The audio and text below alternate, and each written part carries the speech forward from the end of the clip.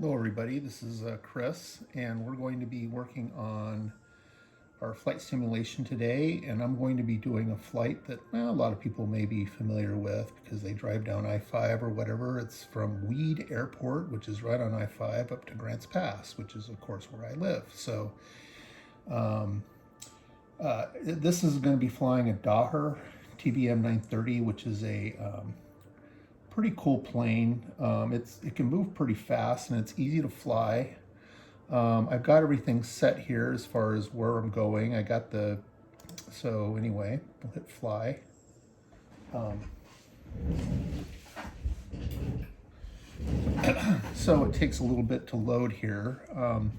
Anyway, this is the flight simulator, the newest version, and with the newest updated version, and the graphics are pretty amazing. In fact, in some way, it's hard to know whether it's live or not. Um, I really like flight simulators. Oh, geez, it has it nighttime. I don't want nighttime. I'll move it to daytime, which you can do very easily here. Move it to, there we go, 10:24 a.m. inside my airplane. Okay, so what I like to do is I like to use the checklist to get my airplane going. So I'll put the checklist and it'll kind of tell me, oh, this is everything I got to do. I generally will run through autocomplete the page on this one just because it's not a lot of stuff that's really critical. So then before starting my engine, I can do this, show where that is, push my crash limiter up. There we go. Source, battery, or GPU. Oh, sure, I gotta evaluate that. And it'll have basically have my co-pilot say when I've done something right. So the source, go here, battery or GPU, I'll hit battery. There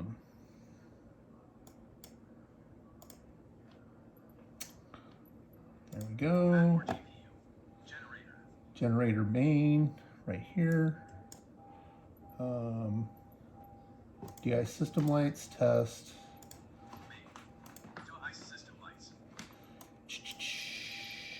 I'll auto-complete those.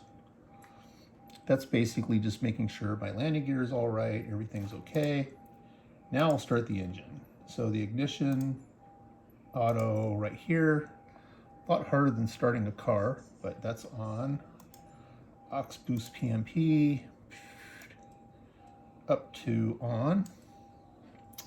Propeller area is clear. Evaluate.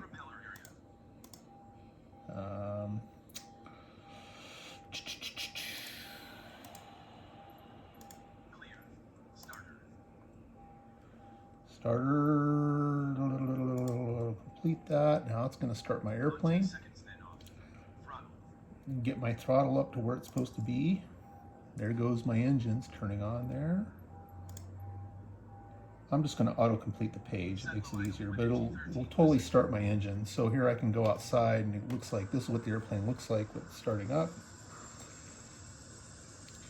I picked the cool green version. Now the flight simulator allows you to put down any weather you want. You can even do live weather, which does the exact weather of every single location.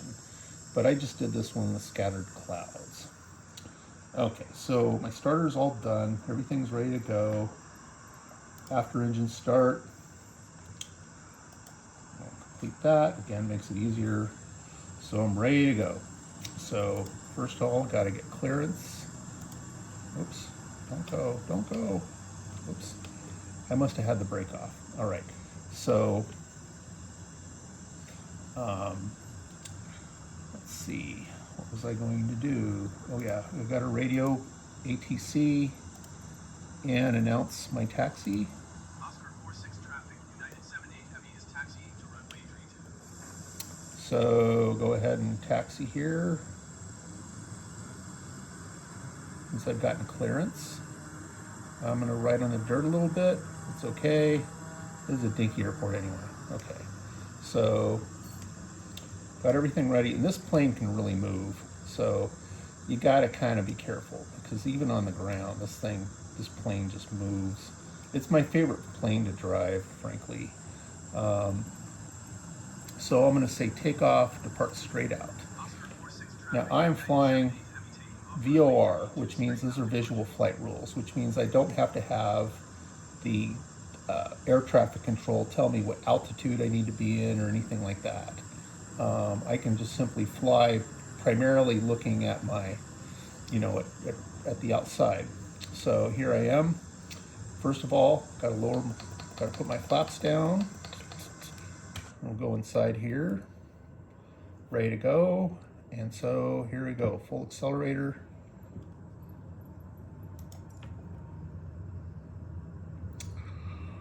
Usually, and you get these little notifications, but usually when you're going about 100, maybe 100 knots is when you can take off. This one you can take off a little earlier.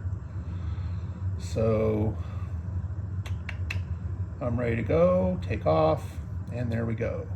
Up in the air, put up my, and then cut back to 70%. So I'll turn off my VFR map, I don't really need that. My instruments in this plane are pretty good. I can get this line right here is exactly following where I'm supposed to go. I can pretty much just use that and get where I need to go. Now, when I get to a certain level, I'll need to get Seattle Center to follow me. So I don't know if you can hear them. So, and request a flight following. That's all stuff that you do with your radio. So now that we're up in the air, let's look at the outside. Everything looks out. So this is pretty cool. There's I-5 down here. There's, well, Mount Shasta is kind of right over here. There's Mount Shasta, Lake Shastina. So I'm flying essentially, I'm going to try to keep it low altitude, therefore we can see most of what's going on. But with the flight simulator, you can fly in many different, you can have the outside view, there's the cockpit view, you can look around the cockpit like this, or you can use your mouse, look at it like that, like you're just staring around. You can go like this. For some reason it thinks I'm a United airline, but that's what they think. So one thing I can do so I don't have to constantly deal with that is I can actually have my co-pilot handle all of the radios so I don't have to deal with it.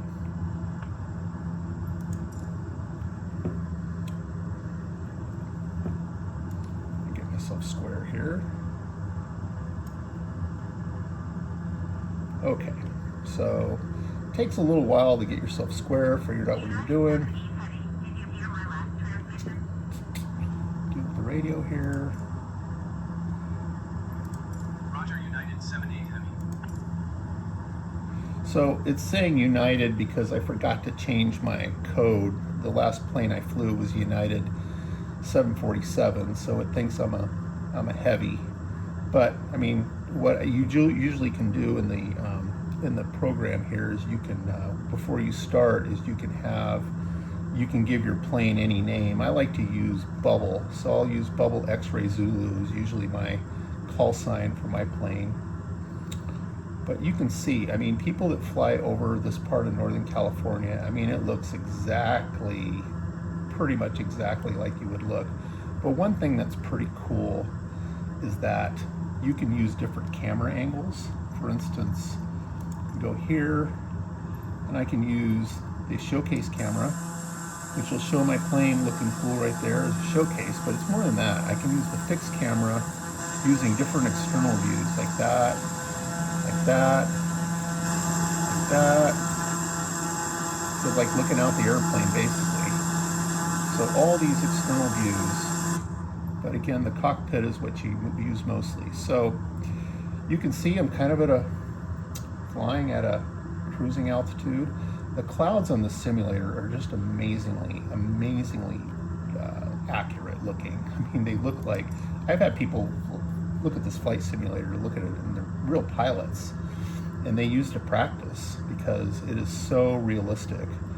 Now, it's obviously not, I wouldn't be able to go up and just fly an airplane, but there's actually quite a bit of stuff I could do if I were stuck in an airplane and I needed to fly it, because I know a lot of where the instruments are and things like that. I kind of know how they work.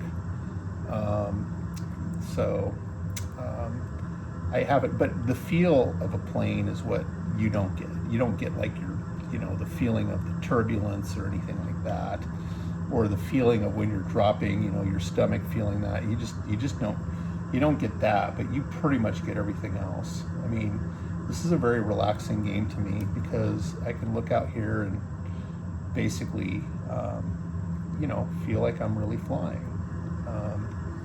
So I'll show you different parts of the this one right here is pretty cool. It makes it really easy to land because on that video you'll be able to see, or on that monitor you'll be able to see what that is. This is right here. This is your airspeed, and this is the altitude right here. And there's other information on that, but I can go down here. It'll show, this is my de-icer system. There's again, the same view that I was looking at. Here's your throttle. This is this plane has a really sweet cockpit. I really like it. And it is a really easy plane to fly, and it moves. I mean, a prop plane going close to 200 knots. This is a cruising speed actually of 330 knots if I want to do that. That's fast. I mean, that's almost jet plane fast, meaning, commercial jetliner fast. So we're going to be able to get from Weed to Grants Pass pretty quickly. In fact, it's hard to see here, but this information right here shows what your distance to the airport is and all those other things. It shows little alarms here. I don't have I probably should have my de-icer on, but it's telling me, you need to have your de-icer on. This is the autopilot up here. I don't fly with autopilot a lot unless I'm flying a big jetliner and flying, quite a ways away. And I have other videos where I've shown myself flying a jetliner. So, where are we at? I think that we're probably going to have me fly right over Mount Ashland. And we're getting close to that. Weed is about 30 miles south of the border, and Grants Pass is about 60 miles north of the California border. So this is just pretty much just a pretty flight. The clouds and the feeling of flying. It really is relaxing. Now these flight simulators, it takes some time to really master. There are people that are really, really serious about it. I mean, they have the realism. They have hardware that has the throttle section. You can spend a fortune on accessories for this flight simulator. I go to the discussion sites about Flight Simulator, and there are pilots, actual commercial pilots that will use the simulator as a very inexpensive form of practicing, primarily dealing with procedures. Flying is different, but dealing with the procedures of what you need to do in certain areas. So it's a good way to practice that. And plus, a lot of commercial pilots will say, well, and plus I get to fly different kinds of commercial planes. So we'll say, I've never flown an Airbus 380, so I generally just fly little dinky polo jumpers, but you can fly an Airbus 380 with this, which is, I don't know but Airbus 380 is the double-decker Airbus, really, really big, beautiful planes. The other thing that there's with this is there's a lot of I guess I want to say shareware. That is, you can get planes, you actually pay for them and they go into the system. I have a lot of planes that I purchased. Some of them good, some of them not so good. You really don't know until you start flying. Oh, it's my back seat. So I can kind of get an idea of where I'm at here. I think that's the Klamath River down here, so I have a pretty good view of what's going on. So what I like to do is once I've done I like to go ahead and just show the outside view. I mean, that's the way you get the best view of the world that you're flying in. And this simulator still allows you to look at your airspeed, your engine, all those kinds of things. So yeah, this is not realistic. I mean, obviously no pilot can look outside their plane like this, but this is mostly just to get the beauty of the simulator. The simulator uses a lot of computer power. In fact, this computer is a gaming computer, and I got it specifically, well, I use it as my work computer, but I also got it, this is the only game that I run on it, because it uses so many of your computer resources to fly optimally at a 60 frame per minute, which I'm able to run on this computer. And so it makes it effective. If you've got an underpowered computer, it really is not, I mean, it's a little bit disappointing. It will crash, it will simply not work as well. So the other thing you can do is you can modify the weather. Right now I have it on, I don't have it so that you can see the snow and everything like that. I can make it so that you can actually have snow and different things like that on the ground. I like it. A couple of the planes I have actually have the option of having snow skis on the bottom, so you can land in the snow. That's for the flying in Alaska and different areas like that. So let's see where I'm at. Go back to my plane here. So again, here's the line that I need to be on, and let's see, how far am I from where I'm supposed to be. I am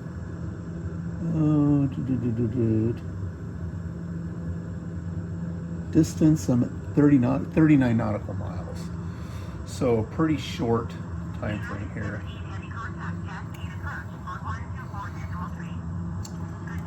Okay, United Heavy. Going to 124 decibel tree, United 78 Heavy. One of the things also this game has is it has real life traffic, meaning that it'll have real flights from other planes. You'll be able to, real scheduled flights. It doesn't have 100% of them, but it has a lot of them.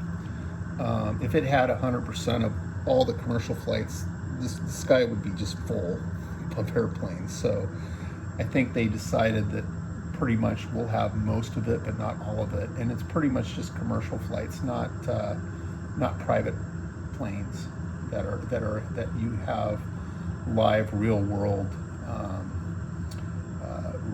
use for. So up here, what this simulator will do, and you don't have to do this, but it'll show every single point. Like this is a airport right here, probably one of those little, little grass runways that a lot of farms have. Those are, anything that is considered a real airport of any kind is on the simulator. I mean, every single one in the world, not just the United States or Oregon. It's every single one in the world with varying degrees of complexity. One thing you can do is you can also purchase, like for instance, you can purchase monuments. You can purchase airports that are really tricked out. Like you can purchase Leonardo da Vinci Airport in Rome, and it'll be super detailed. It'll have all the little ground traffic and all the little things. The airport looks exactly like the real airport. But even if you don't buy those, the airports and everything are very realistic looking. The graphics are pretty amazing. So I think we're pretty close to the Rogue Valley here, which will take us essentially over Medford. I'm going to lower my altitude here a little bit. Yeah, that's Mount Ashland right here on the left. And we're getting into the Rogue Valley down here. So some of you who watch this who know Grants Pass and Medford and the Rogue Valley might get a kick out of this, because you'll look at I'm going to get below the clouds here. You look at all the little graphics, and you'll be like, heck, that's the Rogue Valley Mall right there, or heck, this is I can see I-5, and so what I'll do is I'll kind of get a better at it. If we get a lower altitude here, we'll get a better view of what everything looks like. So I'm moving pretty fast here. I'm going 245 knots. You can see on here, it doesn't want me to go. I'll be overspeed, and what overspeed means is that there's too much stress on the aircraft. You need to slow down. It's just like physics. When you get into physics, when you get into lower altitudes, the air is thicker, so there's more stress on your plane if you're going faster. Whereas if you're very, very high, like American spy planes, they all will go super high so that they can go Mach 8 or Mach 9. So here I am, I'm flying a little bit lower here. I think I'm getting sort of close to Ashland. But you can see there's Bear Creek down there. Oops, going a little bit too far to the right here. Got to get some altitude.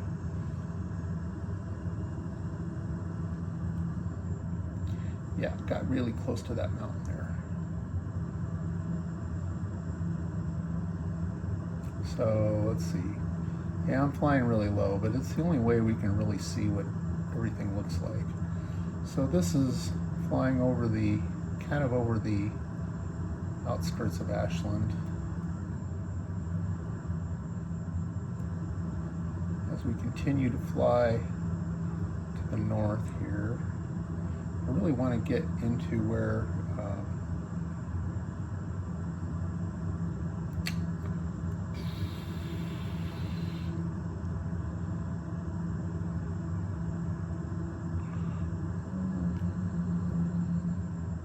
everybody down here would see, what is that low-flying airplane doing?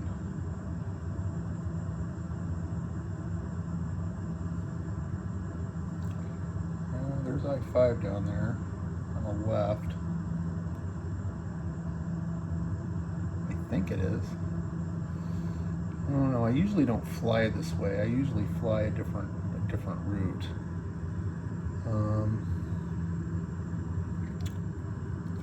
But obviously, all I have to do is get back on the line, and it'll take me right to Grants Pass. Actually, I think I'm a little bit west of Ashland. That's what's confusing me here.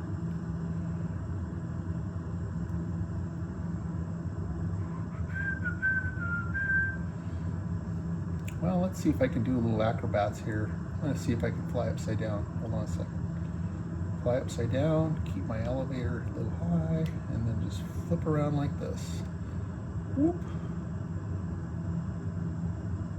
And this is a relatively sturdy airplane, so I can fly upside down on it without putting too much stress on the aircraft. Actually, most airplanes you cannot fly like that. It'll rip up the airplane.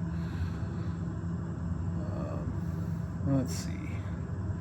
I'm going to go a little bit further to the east here, because I think I got myself a little bit screwed up on where I was going. I think I'm just too far. I think I'm more in like Rouge than that area. That's where I'm at. So yeah, because I think I'm coming right up on the Rogue Valley here. I'm just coming at it from a different area. So again, going straight to that area. Backacres Ranch. I don't know where that is. It's 11 nautical miles away.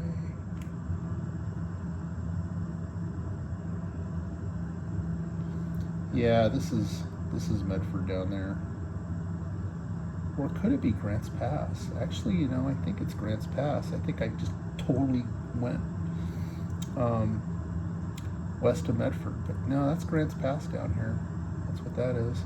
Because you can see I-5 and going past Mount Baldy, and so I'm going to take a fly over Grants Pass here.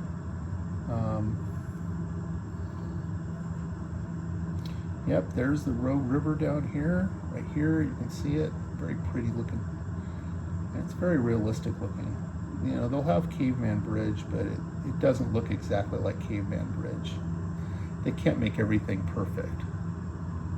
So here I am flying over Grants Pass. Woohoo. They're downtown. And there's the high school right over here. There's the high school right down there.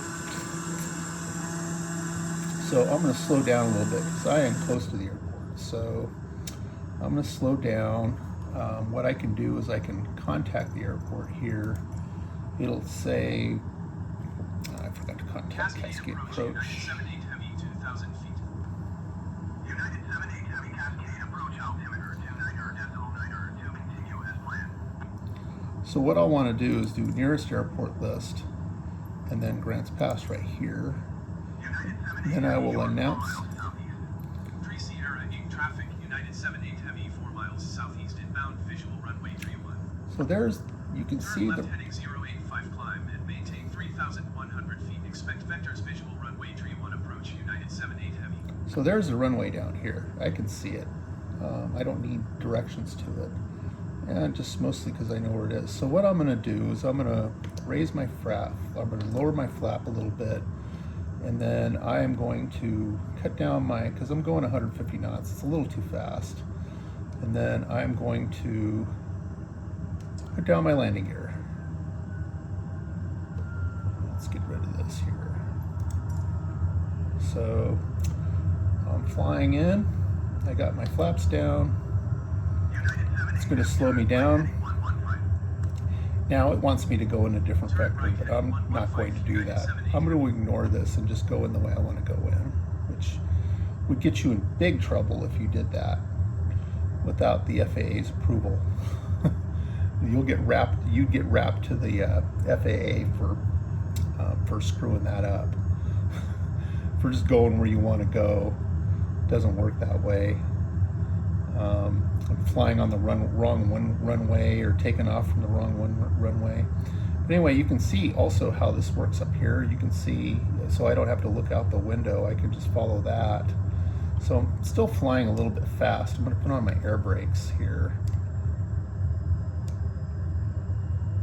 And so here I come. Keep a little high. I'm at 70. I'm not quite a stall.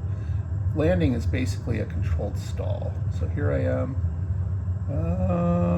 And oh, nope, a little too fast, but pretty good runway. That's a pretty good landing, I think. So here we are. I'm in Grants Pass. Let's just pull in here. And I'll go ahead and park.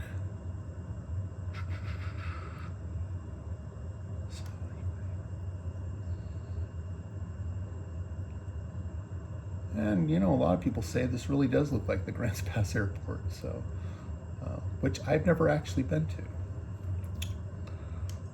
Slowing down here. I'm going to turn myself around and just park.